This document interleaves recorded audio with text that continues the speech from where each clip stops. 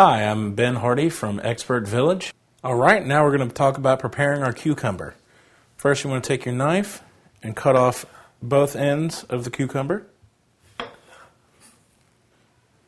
And again, as always, make sure that you wash your vegetables before any preparation. You want to take a standard vegetable slicer, start at one end of your cucumber, and make one long strip, getting rid of a little bit of the skin. We're going to do this 3 times. We're not going to cut the entire skin off. We're just taking portions of it. Now you have your cucumber nice and ready to be chopped.